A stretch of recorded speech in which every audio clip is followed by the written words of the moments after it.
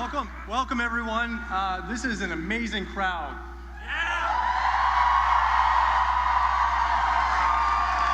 Eau Claire, Wisconsin, this is what a revolution looks like right here. Unbelievable. Before we get going, I want to make sure that we thank all the folks who put so much time into this event. The staff for Bernie, the volunteers that have been here since the early morning. Let's give them a round of applause. They've done an amazing job.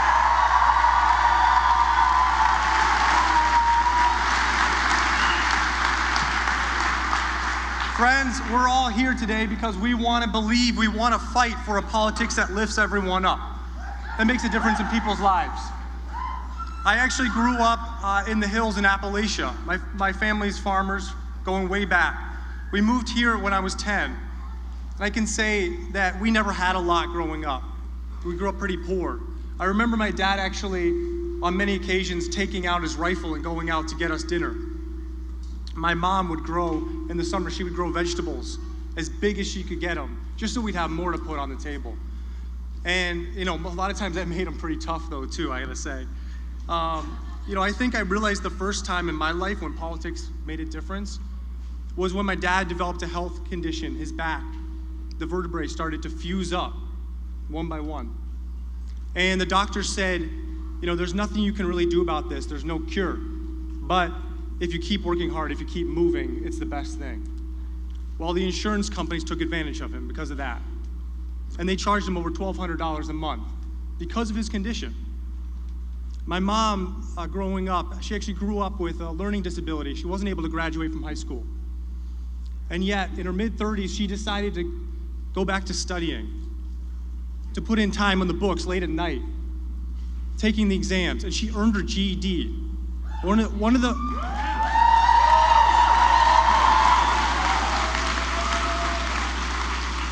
is absolutely one of the most inspiring things I've ever seen.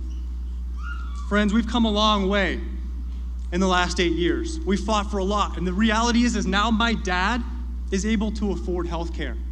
He's able to.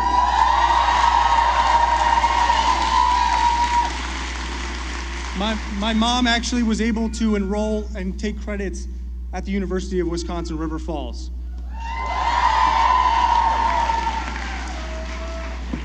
And to me, we all play a part in that. We all came together in some way to help make that happen. And to me, that's what a truly progressive politics is all about. It's about inclusiveness. It's about compassion. It's about something that's true in our heart, that we fight for.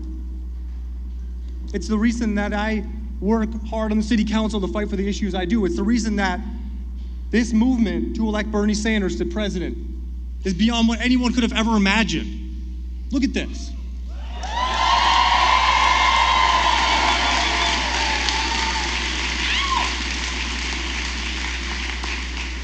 I'm so proud. I'm so proud to stand here today and say, we need a President Bernie Sanders. We need him now.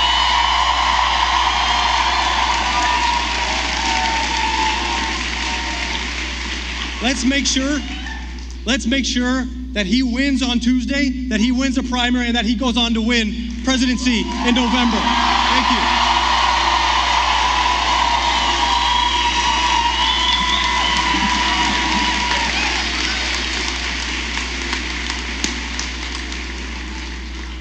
Ladies and gentlemen, please welcome to the stage KCP's Toby Morris and Eleanor Wolf.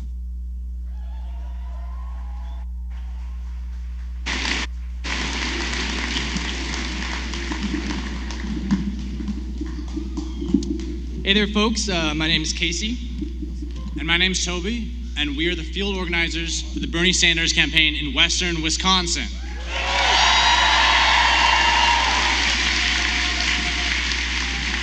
Casey and I wanted to honor an incredible woman today. This is Eleanor Wolf.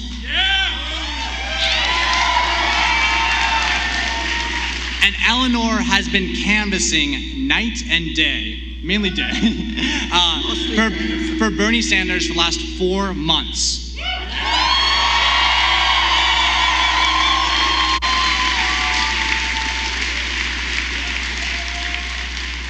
Eleanor, with her 79 years of wisdom,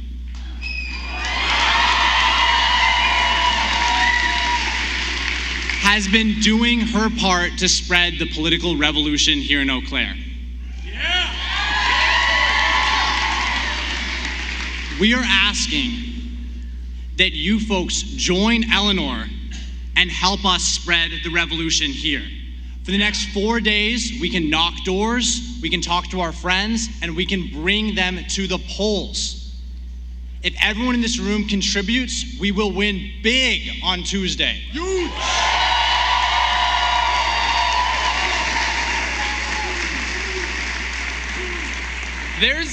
There's a reason why we do this work. There is a reason why Eleanor is out there every day working hard. Back when I was organizing in Massachusetts on primary day, I had a woman come up to me 2 hours before the polls closed. She had a packet, she'd been knocking on doors for an hour. She's like, look, Casey, I didn't talk to too many people. You know, I don't know if I'm being too effective here.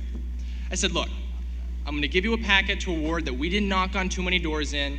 I said, talk to a few more people. Get a few more people to the polls. I said, just try your hardest. We have 2 hours until polls close. So she did. And she came back and she's like, hey, I talked to 8 people. I got 8 people out to vote. And I was like, awesome. Well, as the results came in that night, as we were watching, we won that ward by 4 votes that she knocked in.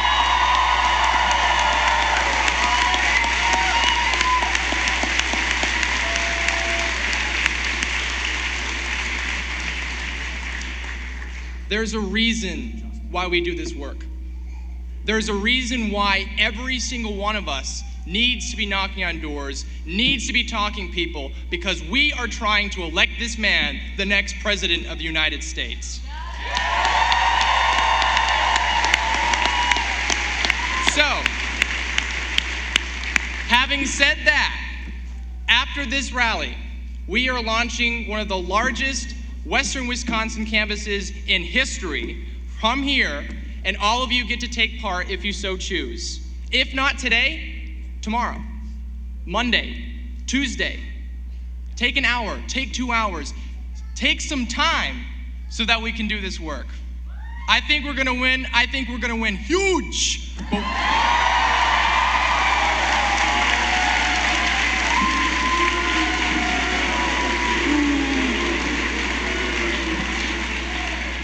He's probably so sick of that by now, honestly. All right, thank you so much, guys. Appreciate it. Let's do this. Feel the burn!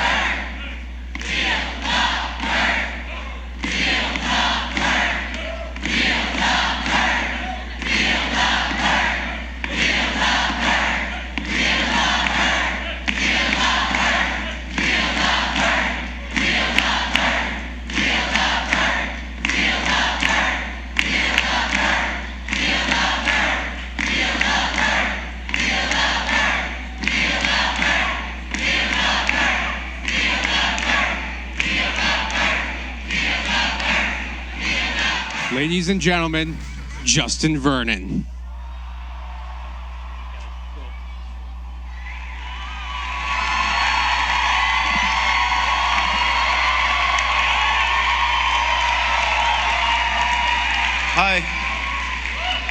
Hi, everybody. I'm very, very honored to be here today. We have an immense freedom in this nation, and with that freedom comes the greatest responsibility known to the people on this planet. That's why I'm here to introduce Senator Sanders.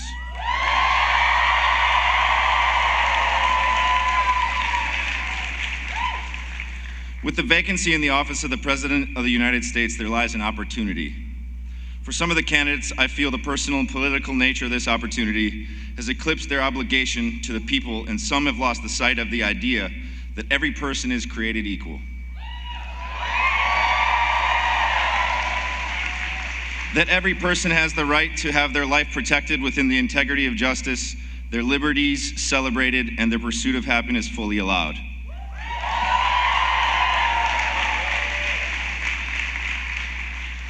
I feel that Senator Sanders looks at this as not a personal opportunity, but as a charge with which only he has the courage and ability to fulfill.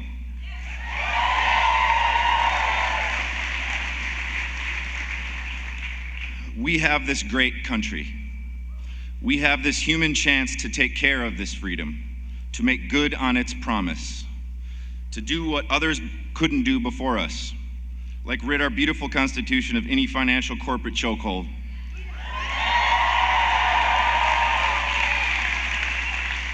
To free our lawmakers so they can use their brains and their hearts, not their pocketbooks as guides. So that we can go on knowing that our country is in it for the people, not just for some people's money.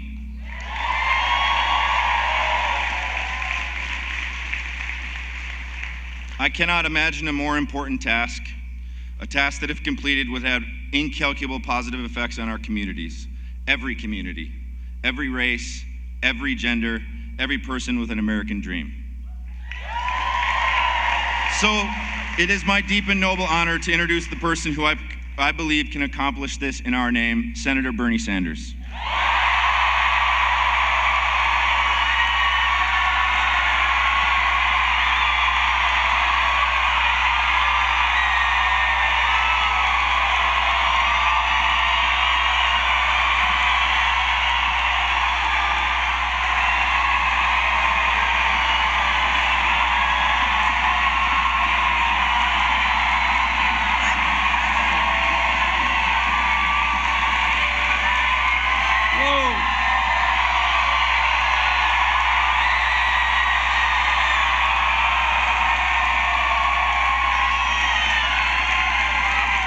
Thank you, Eau Claire.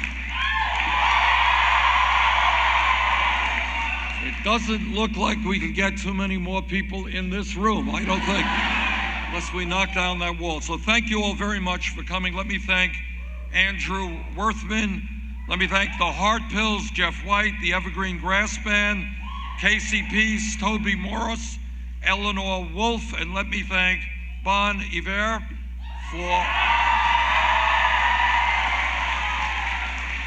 You have got a local boy here who has done very, very well.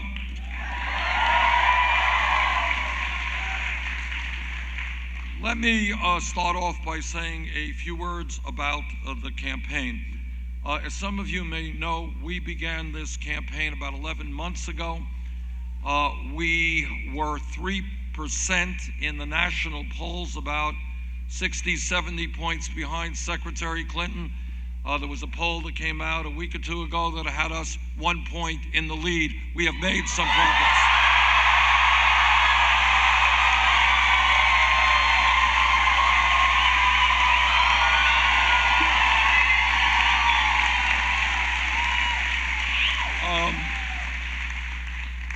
There has been some concern upon the part of my opponent and others as to whether or not Bernie Sanders could win a general election.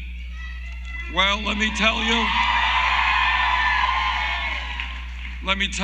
that the last CNN poll had us 20 points ahead of Donald Trump.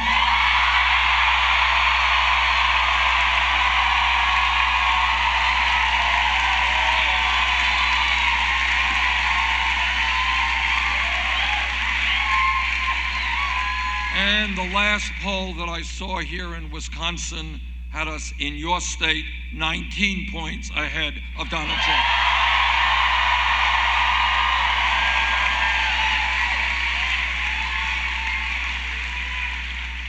We have won 6 out of the last 7 caucuses and primaries, and with your help and a large voter turnout on Tuesday, I believe we're going to do just fine here in Wisconsin.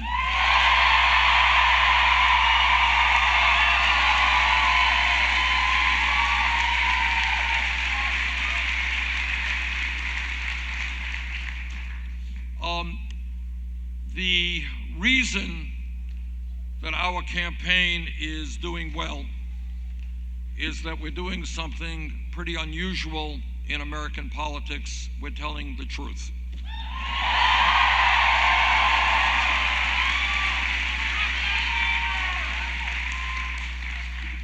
And as all of you know, in our own personal lives and in political life, the truth is not always easy or pleasant. But you don't go forward and improve the situation unless you have the courage to deal with those truths.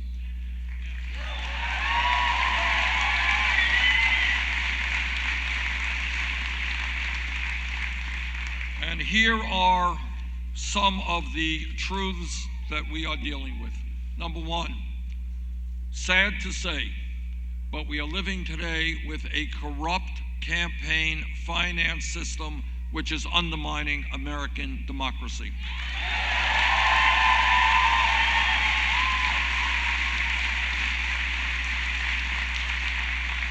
Now, I wish I did not have to say that to you, but that is the reality. The reality today is that we have a handful of billionaires, people like the Koch brothers and others, who are prepared to spend hundreds and hundreds of millions of dollars on elections in order to support candidates who will represent the wealthy and the powerful. When you have a handful of billionaires trying to buy elections, that is not called democracy, that is called oligarchy. We will not accept that.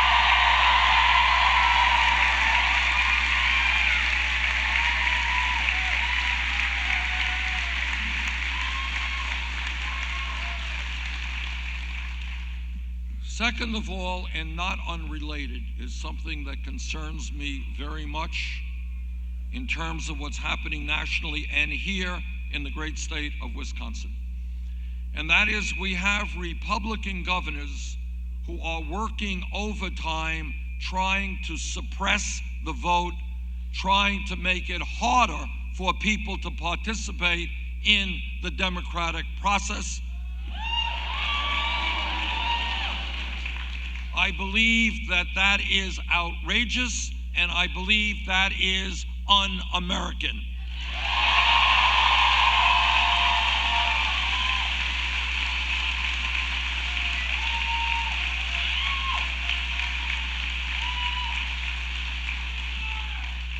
Democracy is not a complicated process. It's pretty easy. And what it is about is says that you have one vote, you got one vote, you got one vote. You vote for whoever you want. If you vote for me, great. If you don't vote for me, that's fine too. That's democracy. Majority wins. We have, as a nation, one of the lowest voter turnouts of any major country on earth.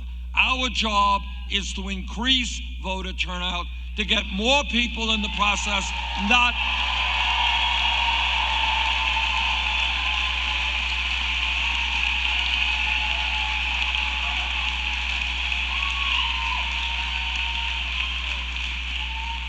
But sadly, here in Wisconsin, under Governor Walker and in other Republican states all over this country, what governors are doing is working overtime, trying to figure out how they can make it harder for people to vote. Now, I have run for office many times in the state of Vermont. I've lost some and I've won some.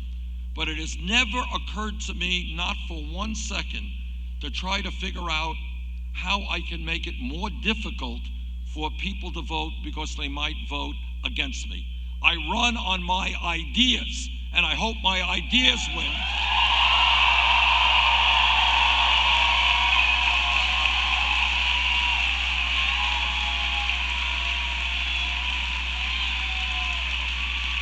And that is what that's what democracy is supposed to be. You disagree with me? That's great. That's fine. That's democracy. So I say to Governor Walker and all of the Republican governors around this country who are trying to make it harder for poor people, for people of color, for older people, for young people to participate in the political process, I say that that is cowardly, and I say that if you are afraid of free, open, and fair elections, get out of politics, get another job.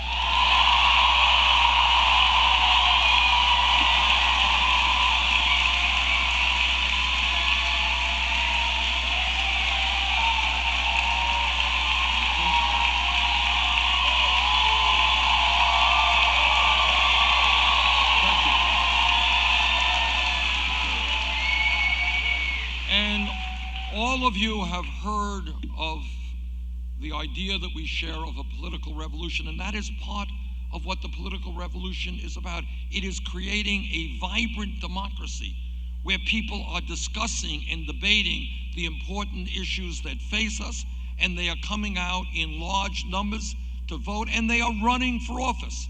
And by the way, that is why I believe in public funding of elections, because I want any person in this room, in this state, in this country. You're conservative, fine. You're progressive, fine. But I want you to be able to run for office without begging millionaires and billionaires for campaign contributions.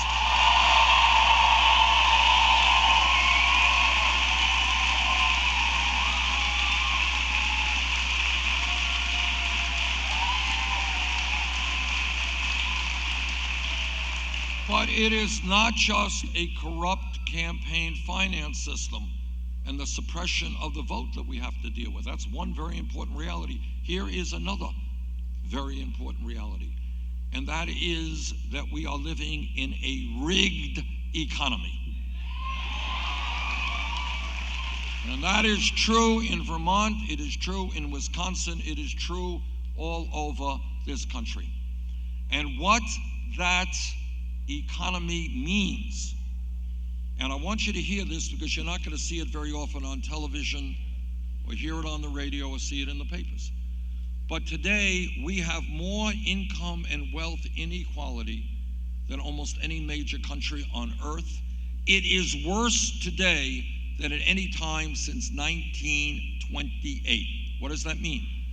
What it means is the top 1/10 of 1%, not 1%, 1/10 of 1%, now owns almost as much wealth as the bottom 90%. All right? That's a rigged economy. What a rigged economy is the 20 wealthiest people, 20 people, not a lot of people, owning more wealth than the bottom half of America, 150 million Americans.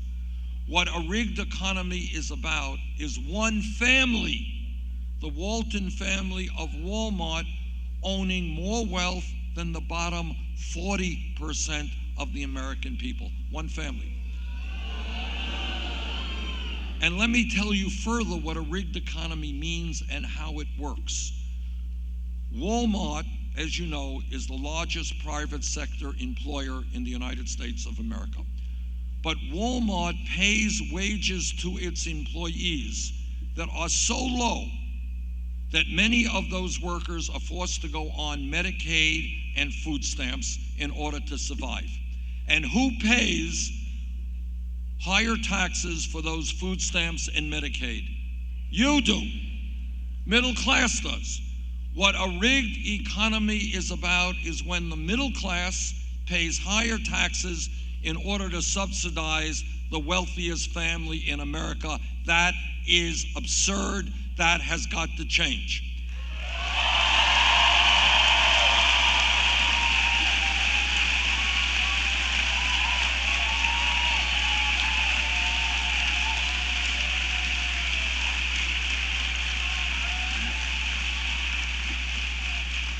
you're not going to hear a lot about that on national television, and I suspect it has something to do with the fact that Walmart advertises a whole lot on national TV. But I say to the Walton family, get off of welfare, pay your workers a living wage.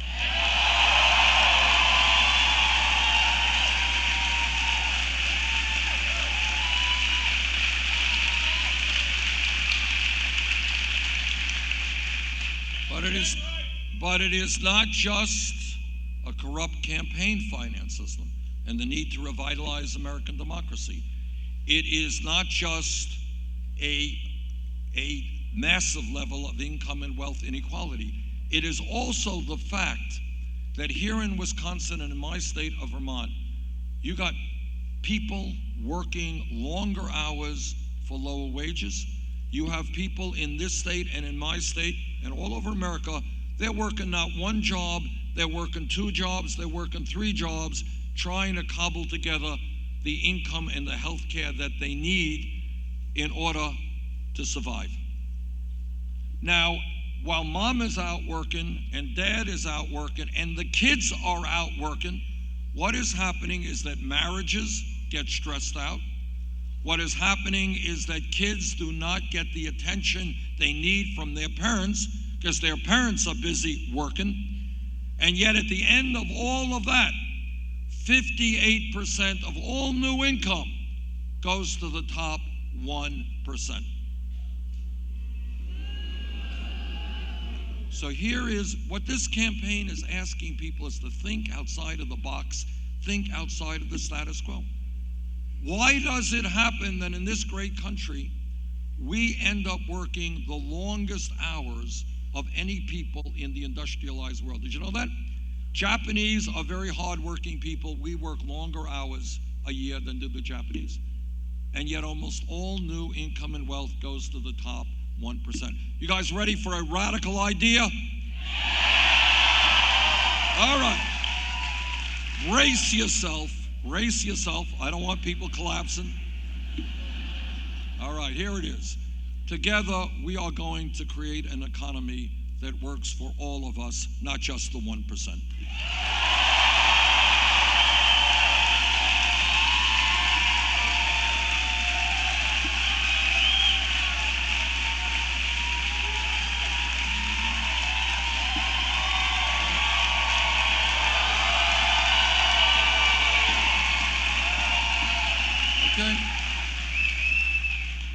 Another issue that we have got to tackle, very unpleasant issue, but we have to deal with it. The United States of America today has more people in jail than any other country on earth. Now think about this for a moment. China is 4 times our size. China is a communist authoritarian country that does not tolerate dissent terribly well. We got more people in jail than China. We have 2.2 million people in jail, and we're spending $80 billion a year to lock those people up. We need major reform in a very broken criminal justice system.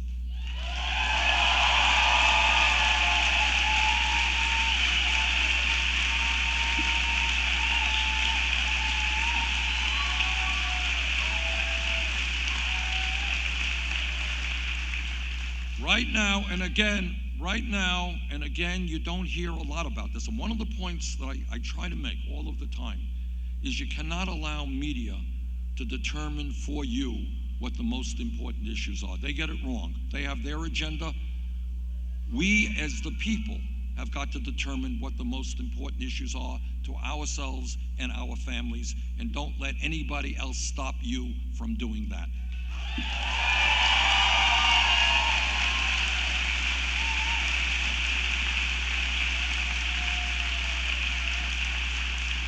And very often it happens, and I don't mean to be particularly hard on the media, there are reasons why this happens, but often the most important issues that face us get very little discussion, and issues that are not terribly important get a whole lot of discussion. But let me give you an example of one issue which is enormously important that gets almost no discussion. Today in America, youth unemployment is off the charts. That means that for kids who graduated high school, I'm not talking about those who dropped out, kids who graduated high school between 17 and 20, if those kids are white, their real unemployment is 33%. If those kids are Latino, 36%. If they are African American, 51%. And if anyone thinks here that there is not a correlation between high youth unemployment and the despair that millions of young people feel, and the fact that we have more people in jail than any other country, you would be mistaken.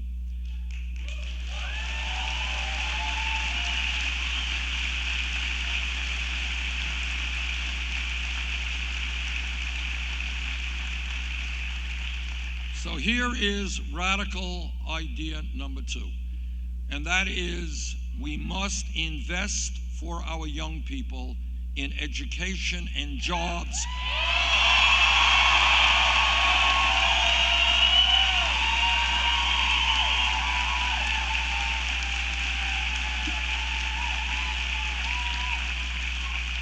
In education and jobs, not jails or incarceration.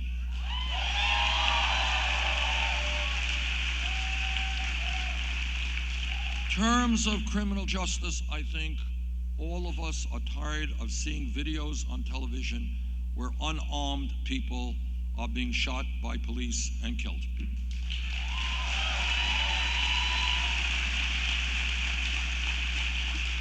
Now, I have been a mayor for 8 years, and I've worked with police officers in my own state and all over this country. Vast, overwhelming majority of police officers are honest, they are hardworking, and they have a very, very difficult job.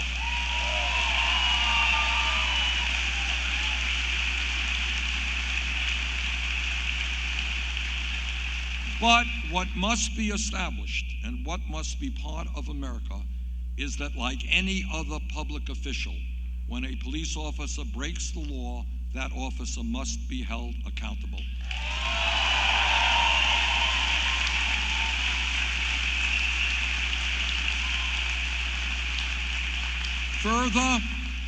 Further, we have got to demilitarize local police departments.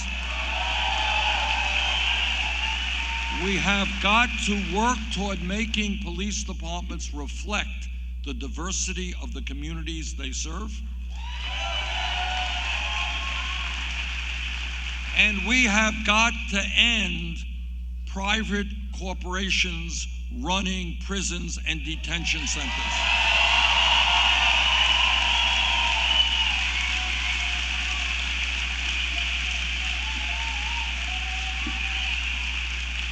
Here is an issue that is controversial. Not everybody here will agree with me. But I think we need to take a hard look at the so-called war on drugs.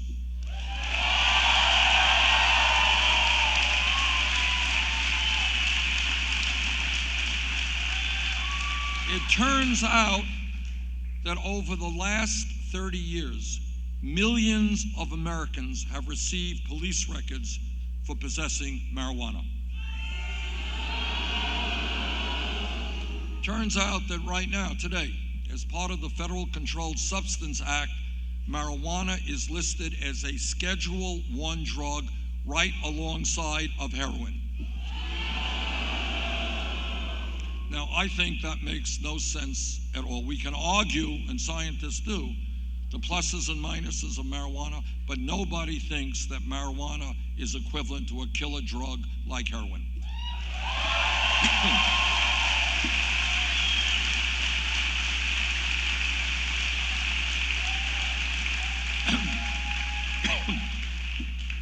And that is why I have introduced legislation to take marijuana out of the Federal Controlled Substances Act.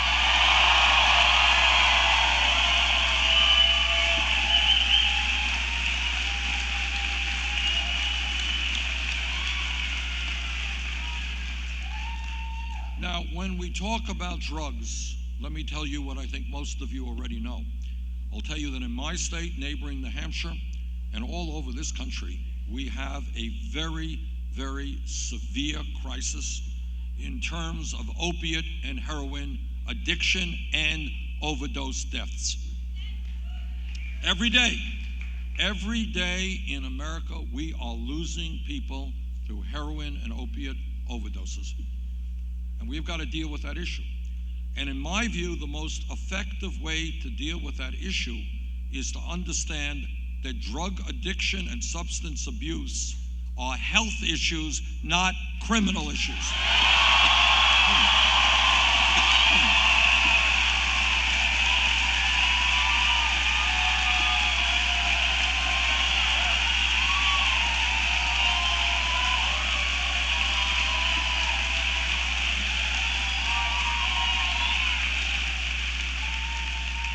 Which then leads us to another issue of enormous consequence, and that is we need a revolution in this country in how we deal with mental health treatment.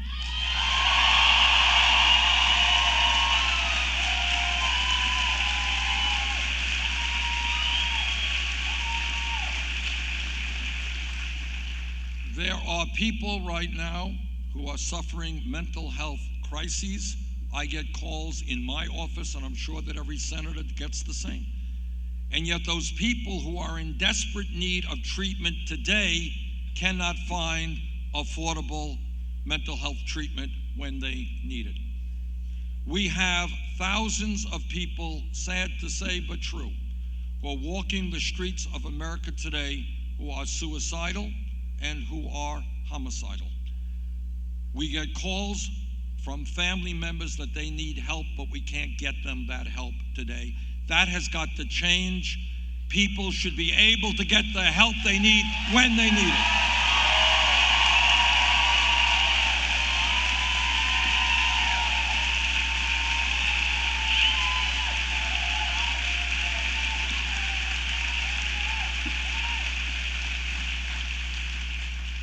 Let me say a word about some of the differences, important differences, that exist between Secretary Clinton and myself on some very important issues. Number one, I think it is important to understand how people raise the money they need in order to run their campaigns. And sad to say, it costs a lot of money to run a national campaign right now. We're talking about hundreds of millions of dollars, if not more.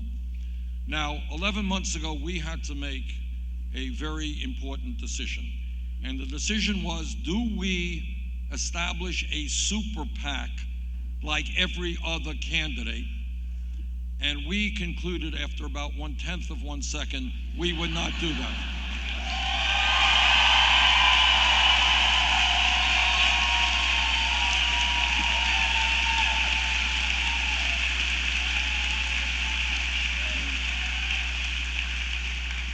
And the reason we said no to super PACs was pretty obvious. We do not represent billionaires. We don't represent corporate America, or Wall Street, or the drug companies. We don't want their money. But what we had to do then is figure out how we can raise the kinds of funds we need to run a winning national campaign. And what we did, again, for politics in America today, pretty radical idea, we went to the middle class and working families of this country. And what we said is, you want to support a candidate who will support you and the middle class, help us out. And what happened in the last 11 months is literally beyond my comprehension, something that I never dreamed of that could have happened. We have now received well over 6 million individual campaign contributions.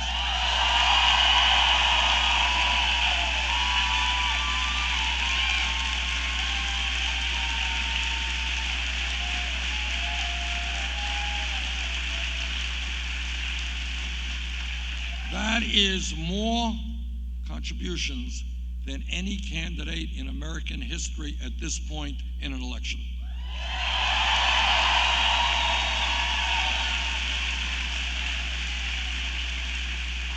Anybody here know what the average contribution is? That's right, $27. to paraphrase Abraham Lincoln at Gettysburg, this is a campaign of the people, by the people, and for the people. And I'm proud of that.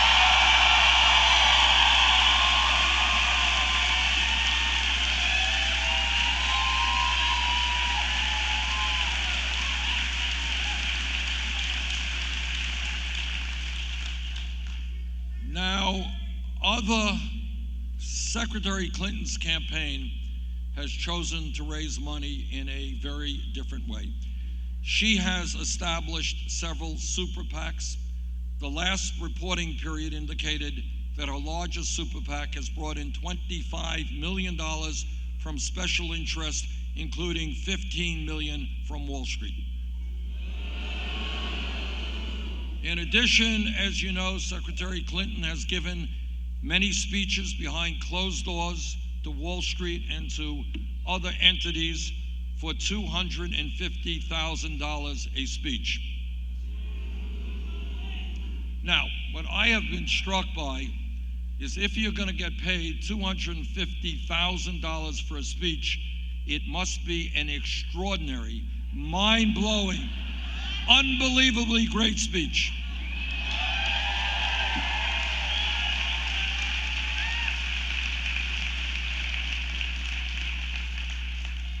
I mean, why else would they pay you $250,000? It must be a speech written in Shakespearean prose. And if it is such an unbelievably great speech, I think the secretary should share that speech with the rest of us.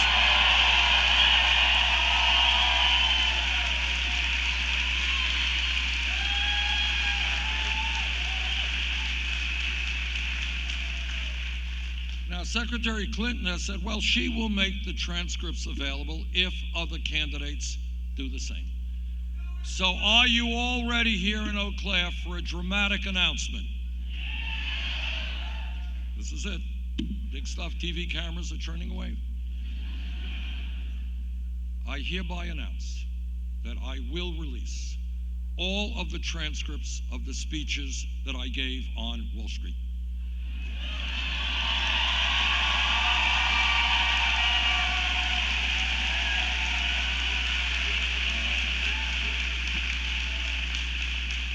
But you all know I'm being a little bit silly because there were no speeches that I gave on Wall Street.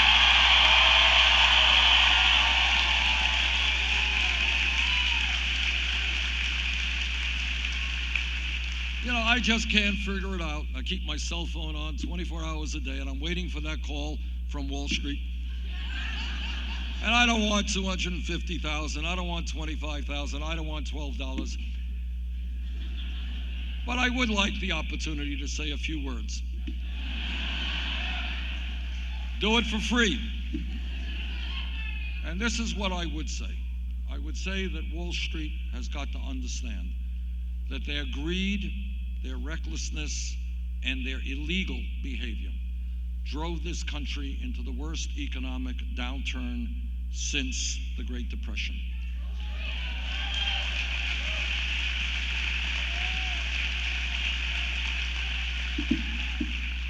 And that as a result of their actions, millions of Americans lost their jobs, lost their homes, lost their life savings.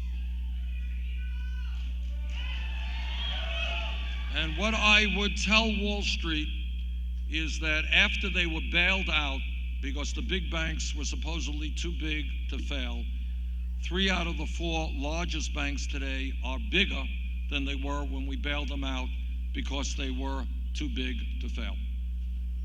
And what I would tell the guys on Wall Street is that when you have a handful of huge financial, okay, I always hesitate to use that word because it seems to bring forth an echo. I don't know why. But when you have a handful, 5, 6 major banks that have assets of some $10 trillion, they issue 2/3 of the credit cards in America and about 1/3 of the mortgages.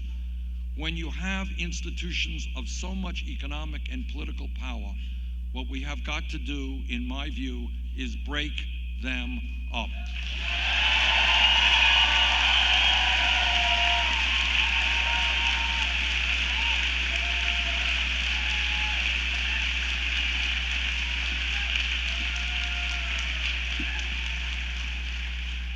Here is another very important difference between the Secretary and myself, and that has to do with foreign policy. I think everybody here knows the most important foreign policy debate to take place in our modern history was over Iraq.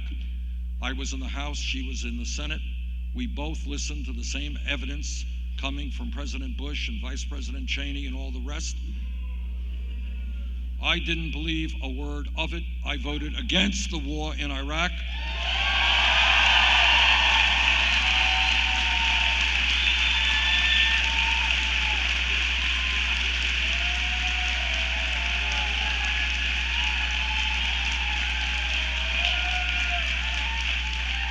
Secretary Clinton voted for the war in Iraq, which turns out to be the worst foreign policy mistake in the modern history of our country, and it has caused cataclysmic damage to the Middle East and to our own country. Furthermore, let me just say this. I think all of us understand that ISIS is a barbaric organization and that ISIS must be destroyed. And I pledge to do that.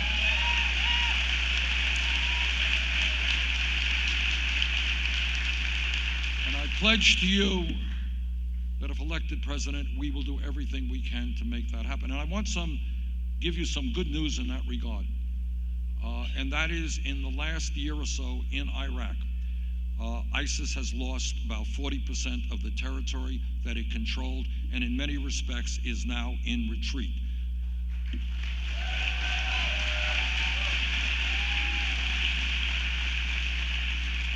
But here's what I also promise you, and that is, while ISIS must be destroyed, it must be destroyed by Muslim troops on the ground. We should be supportive, but I will do everything that I can to make certain that the United States and our military do not get involved in perpetual warfare in the Middle East.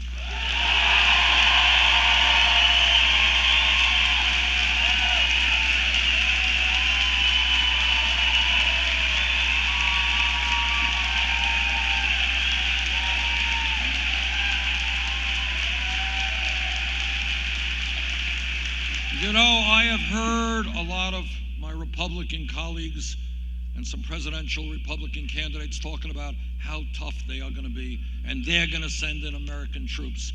Well, let me tell you something.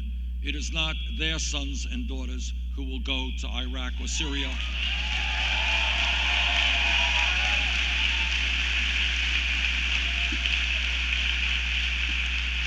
It is very easy to sound tough when it's somebody else's kids who are going to get killed and maimed.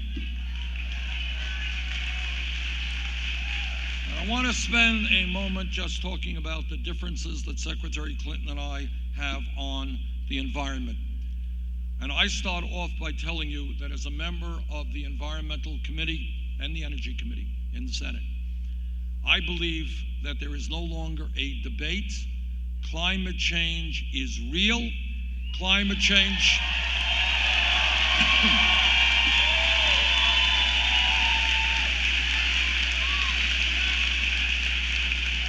Climate change is caused by human activity. Climate change is already causing horrific problems in our country and all over the world, and those problems will become much, much more severe if we do not act boldly in transforming our energy system away from fossil fuel to energy efficiency and sustainable energy.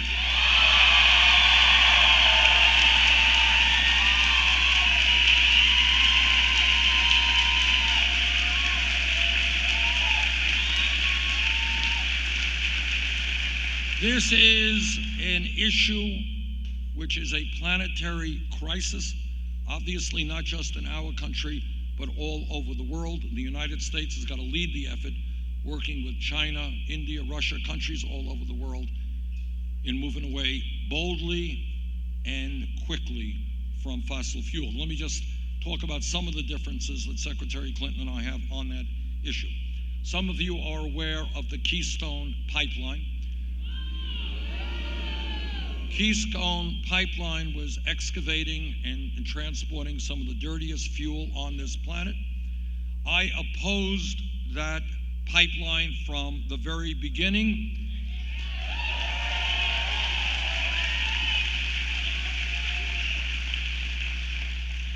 I helped lead the opposition in the Congress against that pipeline and was delighted that finally President Obama killed it.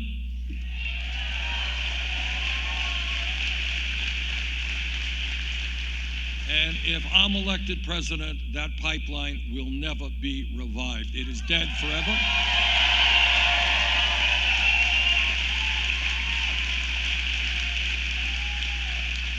Secretary Clinton originally was saying very nice things about that pipeline.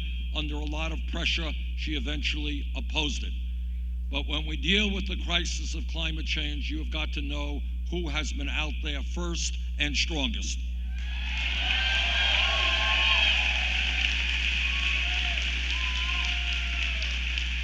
I am proud to have introduced the most comprehensive climate change legislation in the history of the United States Senate, and among other things, it takes the very bold and controversial step of imposing a tax on carbon emissions.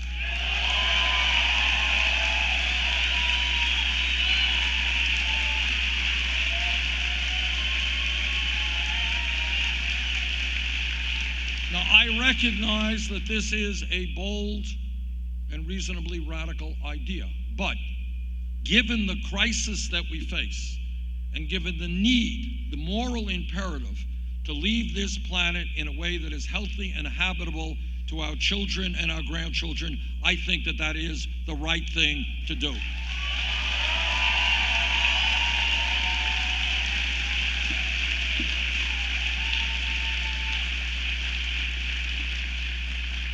To the best of my knowledge, Secretary Clinton does not support a tax on carbon. I have consistently opposed offshore drilling in the Arctic, in the Gulf, and in the Atlantic. Secretary Clinton has not.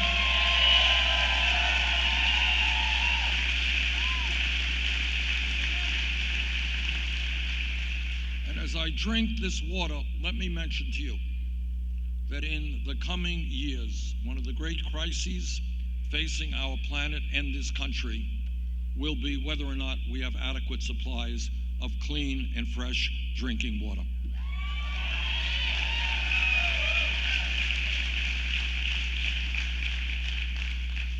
And that is why I want to see fracking phased out.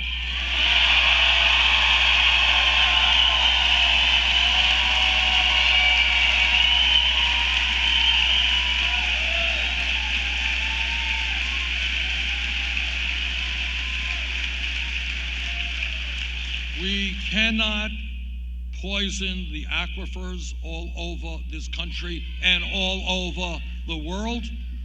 I will phase out fracking. Secretary Clinton, when she was Secretary of State, actually pushed this technology on countries throughout the world. I would end and introduce legislation to end fossil fuel extraction on public lands.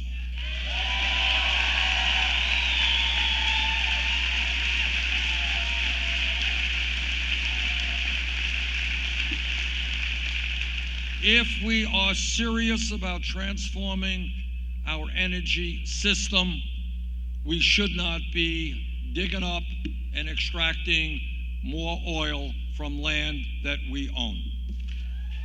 Bottom line here is that if we fully appreciate what an extraordinary crisis we face, and by the way, the scientists tell us that if we don't get our act together, by the end of this century, our planet could be 5 to 10 degrees warmer, Fahrenheit warmer.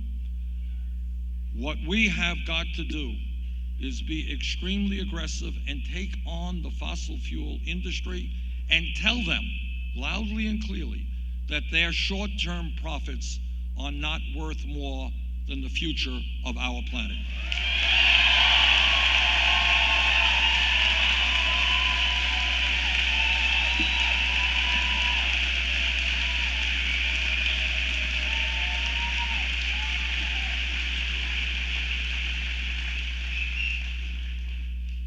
This campaign is listening not to wealthy campaign contributors, but to working people. And when we talk to workers, what they tell us is they cannot survive on $8, $9, $10 an hour.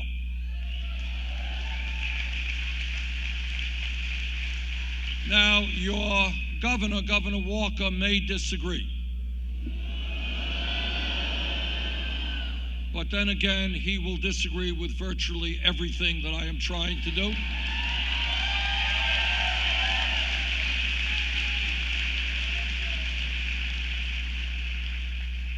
But I happen to believe that the $7.25 minimum wage in this country today is a starvation wage, has to be raised to a living wage, $15 an hour.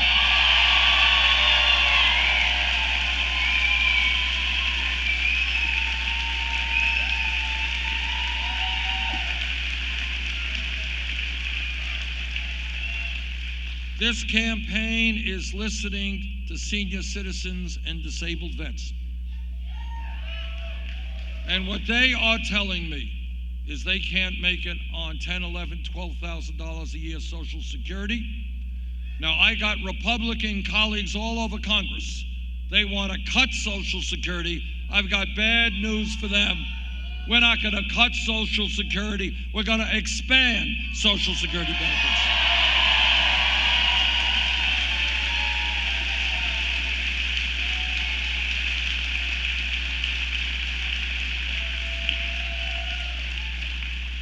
This campaign is listening to women.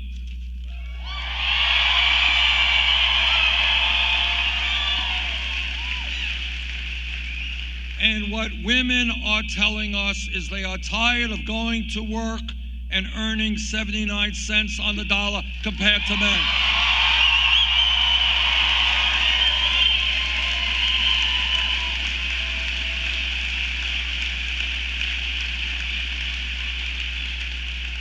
And I know that every man in this room will stand with the women in the fight for pay equity.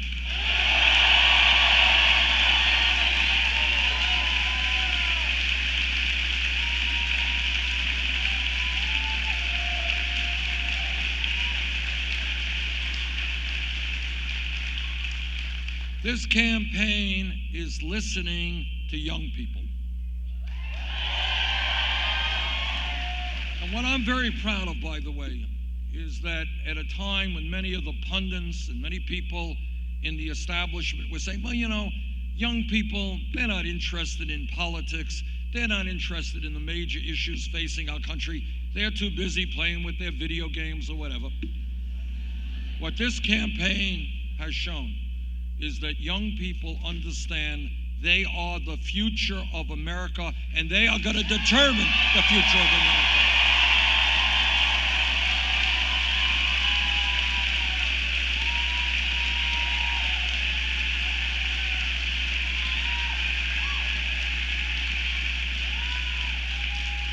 And it has been enormously gratifying to see so many young people stand up and say, you know what, those decisions being made in Washington, they are going to impact our lives, and we want a say in those decisions.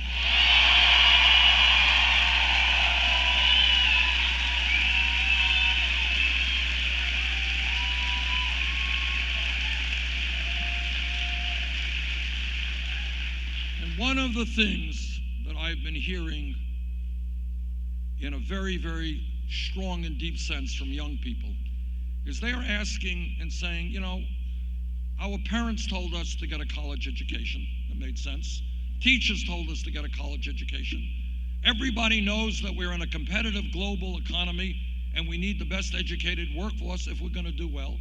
So we went to college, we went to graduate school, and what ended up happening is we left school $50,000, $80,000 in debt.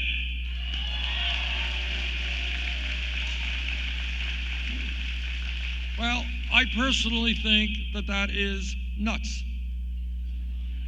If we want the best educated workforce in the world, why are we punishing people for getting an education?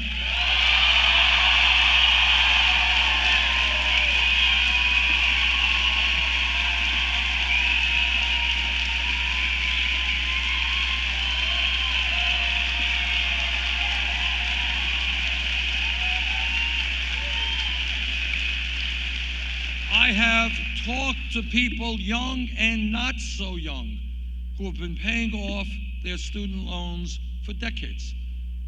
Talked to a woman in New Hampshire. She says, oh, I'm not just paying off my daughter's loan, I'm paying off my loan as well. Talked to a kid in Iowa, dropped out of college after 2 years, $60,000 in debt.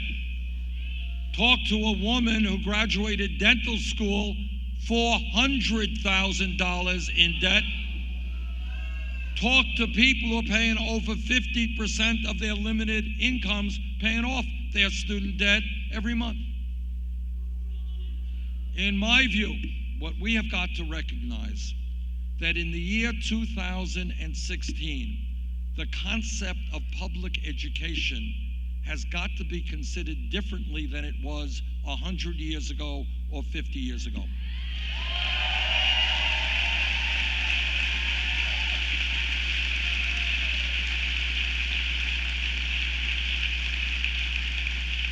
Now, 50 years ago, you had a high school degree. You know what? You were doing pretty well. You were able to go out and get a pretty good job and make it into the middle class in most instances. Today, in many respects, a college degree is the equivalent of what a high school degree was 50 years ago. And common sense, and nobody debates this, that today people need more education because of a changing economy and a very different technology. And that is why I believe that in the year 2016, when we talk about public education, it's not good enough to talk about first grade through 12th grade. We've got to make public colleges and universities tuition free.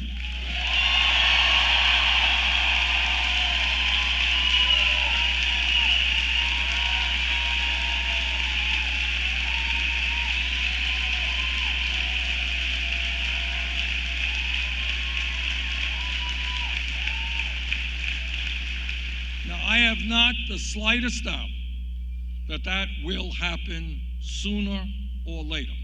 Our job is to make it happen sooner.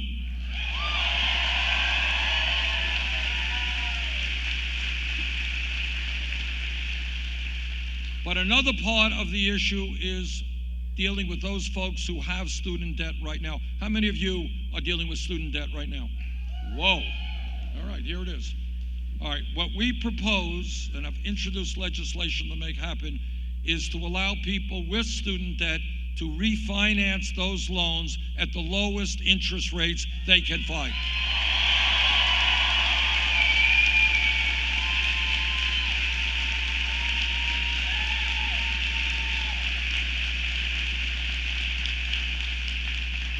Now, my opponents say, hey, Bernie, you're Santa Claus, you're giving away all of these things.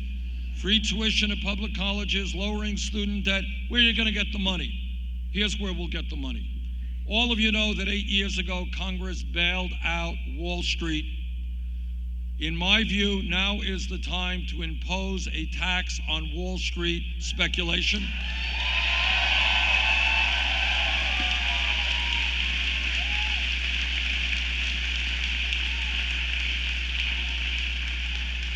If we could bail out Wall Street in their time of need, we sure as heck can help the middle class of this country in our time of need.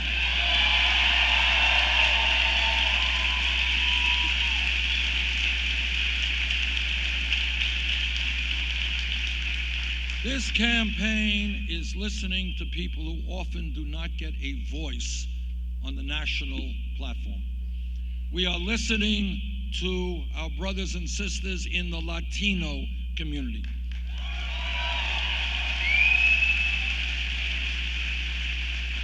There are 11 million undocumented people in this country. Many of them are living in the shadows. They're living in fear. Many are being exploited. They want, and I believe it is right, to pass comprehensive immigration reform and a path toward citizenship.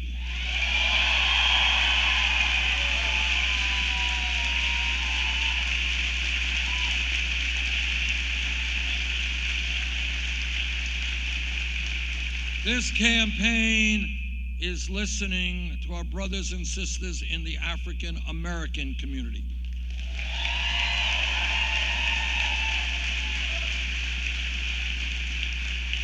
And they are asking, how does it happen that we have trillions of dollars to spend on a war in Iraq that we never should have gotten into, but apparently we don't have the money to rebuild crumbling inner cities throughout this country?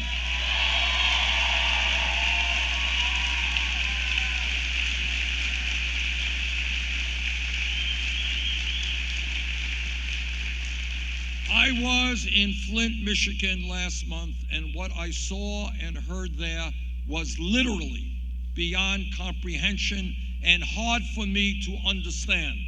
That children being poisoned in the United States of America was taking place in the year 2016. But it's not just Flint. Flint may be the worst example, but all over this country, we have water systems which have too much mercury and other toxins in it. We have an infrastructure, roads, bridges, wastewater plants, our rail system, levees, dams, airports, all of which are in massive need of repair.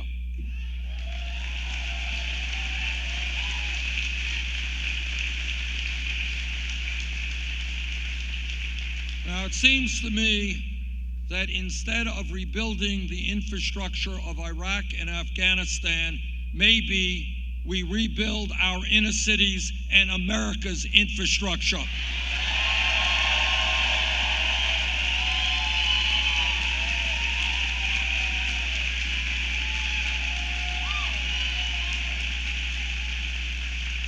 And by the way, when we do that, we're going to create some 13 million decent paying jobs.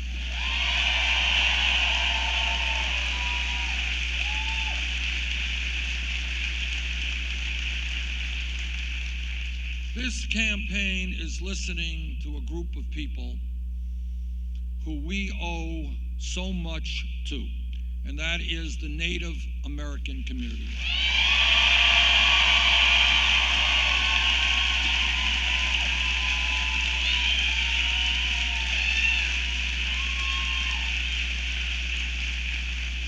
And in fact, just before I came up here, I had the honor of meeting with some tribal leaders of some of the Native communities around this area. And let me just say this. Any person here who has studied American history knows that even before we were a nation, when the first settlers came here, Native American people were lied to, they were cheated, and many treaties that were negotiated were abrogated. And yet we owe the Native American people so much. We owe them the best parts of our culture. We owe them the knowledge about how we deal with our environment.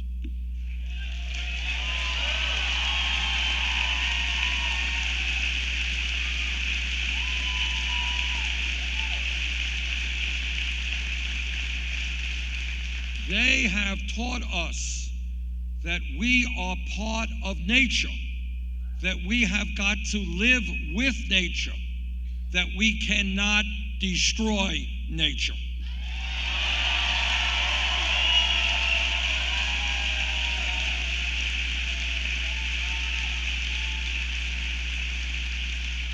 And yet, despite all that they have given us, many Native American communities throughout this country are suffering very high levels of unemployment and poverty. Healthcare and education are often inadequate. And their lands are being attacked by corporate interests who want to excavate, in some cases, on sacred Native American territory. All I can say is that if elected president, our relationship with the Native American people in this country will change profoundly.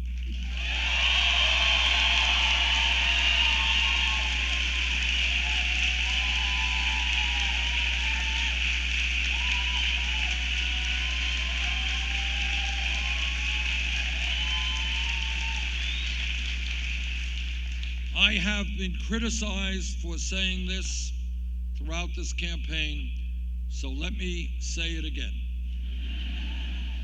In my view, health care is a right of all people, not a privilege.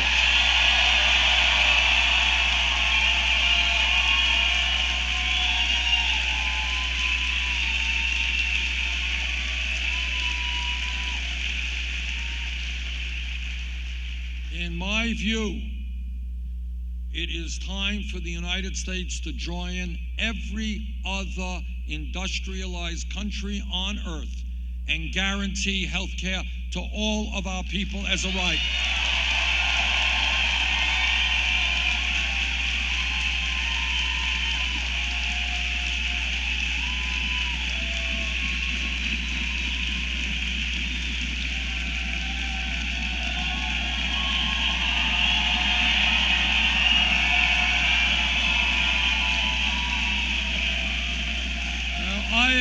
I am on the committee, the Health Education Labor Committee in the Senate, that helped write the Affordable Care Act. The Affordable Care Act has done some very important things. It has ended so-called pre-existing conditions. It has allowed young people to stay on their parents' health insurance plans. It has added 17 million people to the ranks of the insured.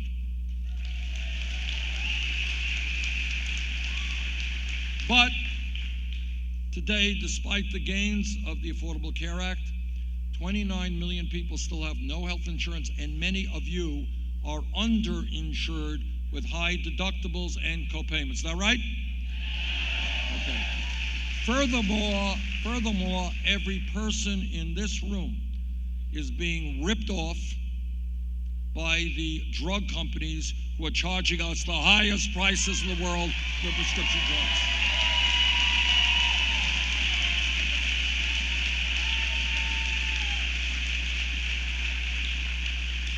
You want to hear crazy? Crazy is that 1 out of 5 Americans cannot afford to fill the prescriptions that their doctors write. Crazy is senior citizens cutting their pills in half because they don't have enough money to pay for the medicine they need. In my view, given the fact that we already pay far, far more per capita on health care than do any other country on earth, now is the time for us to go forward to a Medicare for all single-payer program.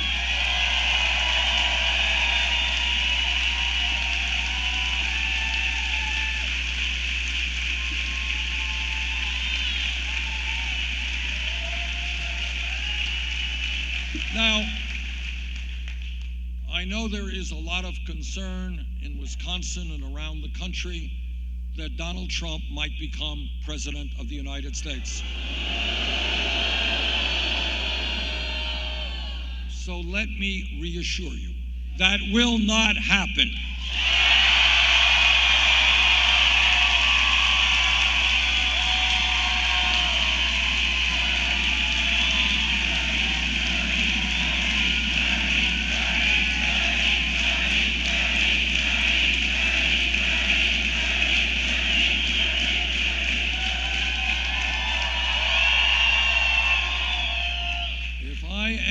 Democratic nominee for president, not only will we defeat Donald Trump, we will defeat him by very significant margins.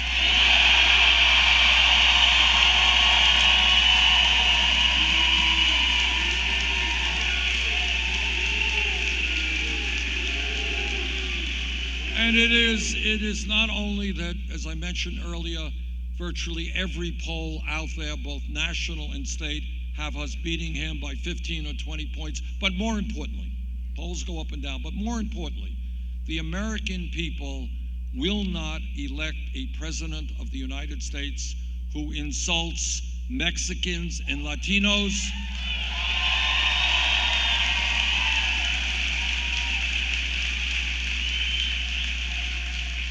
who insults Muslims,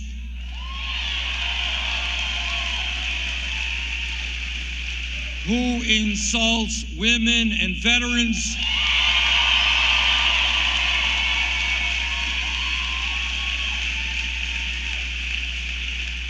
who insults the African American community. And let me remind you of something that some may have forgotten. Before Trump became a candidate for president, he was one of the leaders of the so-called birther movement. What that very dangerous and ugly movement was about was not disagreeing with Obama, that's fine. What it was trying to do is undermine the legitimacy of the first African-American president in our history. And that was a very ugly and dangerous thing to do. The American people will not elect Donald Trump for president because they understand that what our country is about is bringing people together.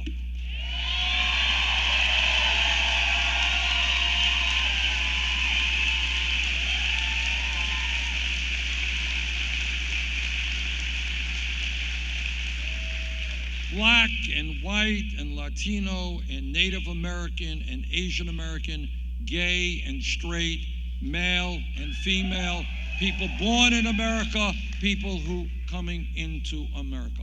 Because they understand that coming together always trumps divisiveness and dividing us up.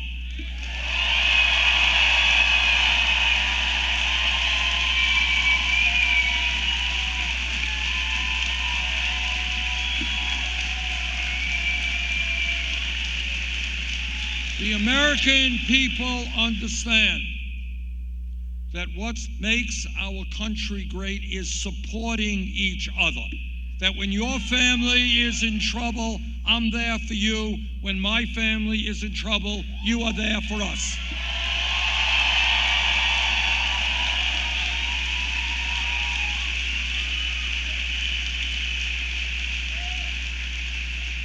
That we will not turn aside when veterans sleep out on the street or children go hungry.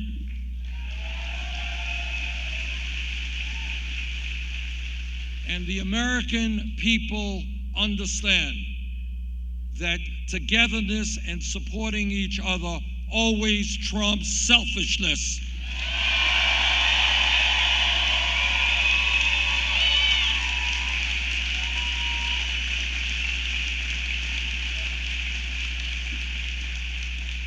Perhaps most importantly, the American people understand what every major religion on earth, whether it is Christianity, Judaism, Islam, Buddhism, whatever it may be, those religions have always taught us that at the end of the day, love trumps hatred.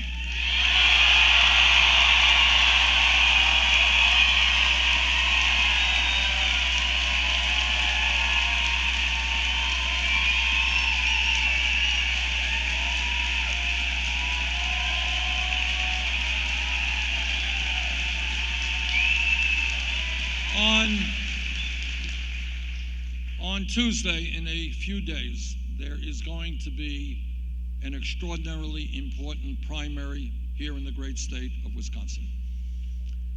And here is the political reality, and let me be very honest with you. if there is a large voter turnout, if working people, many of whom have given up on the political process, come out to vote, if young people come out to vote perhaps for the first time, if there is a large voter turnout, we will win on Tuesday.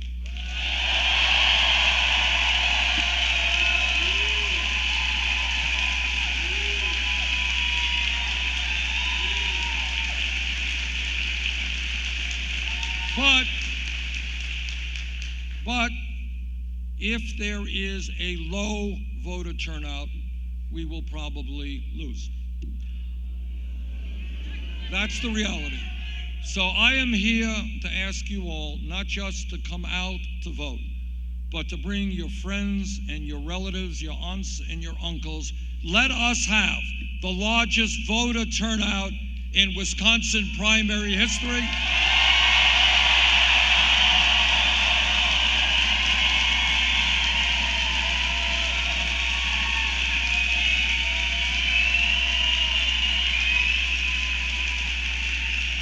And let the world know that Wisconsin is prepared to go forward with a political revolution. Thank you all very much.